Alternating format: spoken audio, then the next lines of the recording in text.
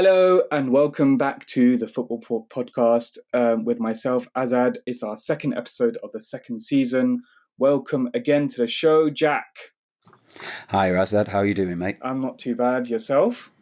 Very warm, very sweaty. The fan's off, the window's closed so that we can be professional and record this podcast. But it is very warm in England at the moment, isn't it? It's really lovely, so let's not complain. I know. There's one thing us Brits love to do, right? Is complain about the weather when it's too cold or when it's too hot. All the time. Right now, all the time. We're getting our vitamin D, so that's the main thing. That is the main thing. And it is the end of the season, right? All of the finals are up. All of the season's done, right? So now it's transfers that we have to talk about, right? Football never stops. It never One does. season, one door closes, another one opens. But yes, you will, if you are listening to this before the start of the 2023-24 Premier League season, you're going to have been inundated with lots of transfer news and speculation. As we say, the rumour mill keeps on turning. Perfect.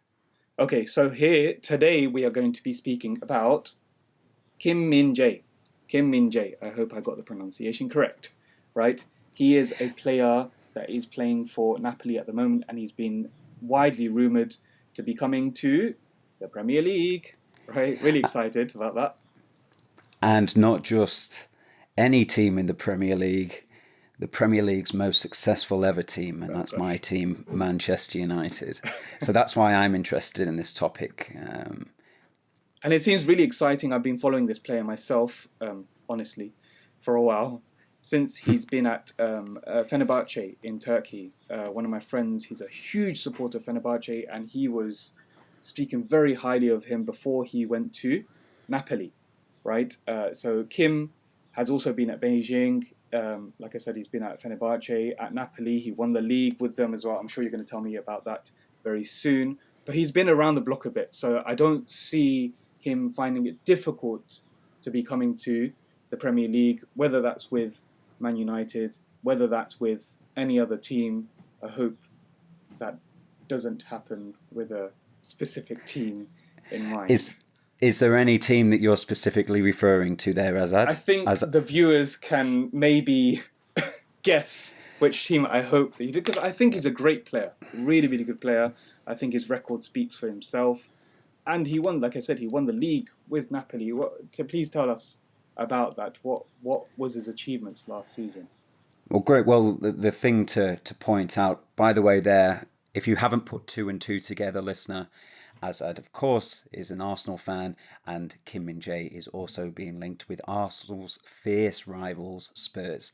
But good luck with that, Spurs, because they won't be able to offer him Champions League football as teams like Manchester United and Newcastle will, because they finished in the top four in 2022-23, which, as you probably know, listener, gives you automatic entry into the Champions League. Anyway, back to Kim Min-jae. So the most important thing to know is that he was part of this title-winning season for Napoli, and they have long missed out on the Scudetto, which is the term they give to the winners of Serie A, which is the Italian top tier. Now, some have speculated there's a curse that's been placed on Napoli over the past 30 years, since the days of Diego Maradona, one of the most famous and greatest footballers of all time, as he was the last, he was part of the last Napoli team to win Serie A. And since then, they've come very close, a couple of years back as well. But this time they finally got over the line, and Kim Min-jae was a vital part of that, slotting in at the heart of defence. Amazing. Yes, he was incredible for them this season. And no wonder why there's been a huge price tag slapped on his head. What is it banded about as the price for him to be going to another team? Of course, like we have said earlier, this rumour mill generates wild numbers, but the figure that I've been hearing is around £45 million. So I guess that's, of course, in the UK we deal with pounds, in euros. Is that around 50 to 55 million euros, I think, So, which yeah. is a significant amount for a defender, but for one that's been proven at the top level. And also, it is unusual for a Korean centre back, because that's a really important position. And they're usually very, very imposing, and have to have good mental strength, of course, like any footballer, but particularly at the heart of defence, you have to sort of be a commanding presence. And for some reason, we've not really seen it with Korean players, and so it's to his credit that he's been such a, as I say, such a vital part of that Napoli team, and he's garnering interest from such places as Manchester United and Newcastle United to come to the Premier League, which, as we know, is the best football league in the world. But that's debatable. Yes, of course. We're biased, but yes. We are biased. But yes, so would you actually want him at Manchester United? I know you have a big interest in him because of this. Do you actually want him to be there? Do you think there's space for him? I know there's a very famous figure at Man United right now who is the incredible Harry Maguire. Wow. How are you going to place him in the team when Harry Maguire's in the team? Jack, tell me all about that. Well, let's get the elephant in the room out of the way. So, of course, Harry Maguire is the most expensive defender in the history of football. We bought him, I think, in 2019 for an incredible sum from Leicester City. And his time at Manchester United seems to be coming to an end. He has made fewer and fewer appearances every season. He's been inclined to make mistakes. He hasn't looked comfortable on the ball. I go to Old Trafford and you hear a palpable reaction from the crowd whenever he sees the ball or an attacker put some pressure on him. He genuinely can't handle the pressure. But I think he's a very good defender, and I think he comes across as a nice person. To say the criticism is unwarranted, however, is a step too far, because he is the most expensive defender in the history of football, and he's just not good enough. So he is on his way out because he wants to play first team football so he can solidify his place in the England setup.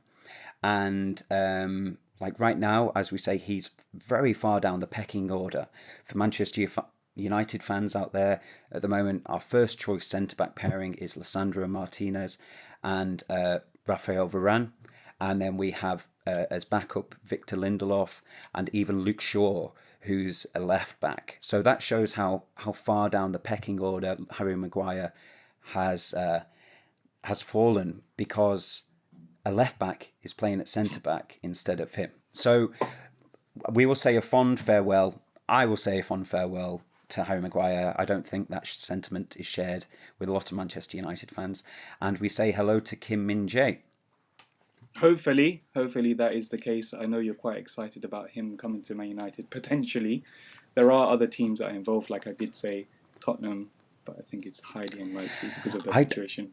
I don't think you actually said Tottenham by name the first time around. It's just so difficult to get out of my mouth.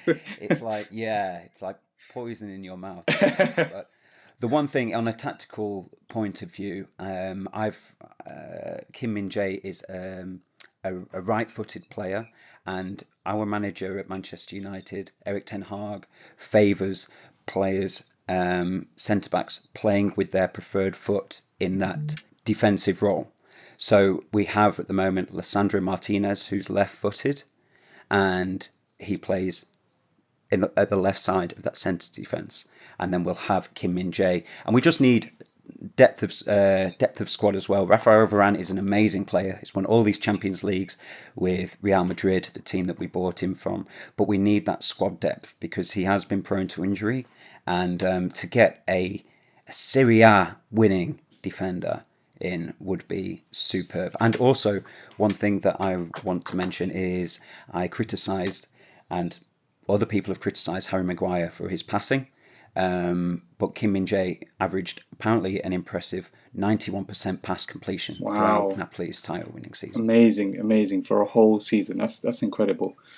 Great. Okay, so we're going to wrap things up there. Thank you very much for joining us for this podcast. Thank you, Jack. And we'll see you again soon. Thank you, Azad. Of course. Thank you. See you again. See you, mate. Bye-bye. Bye-bye.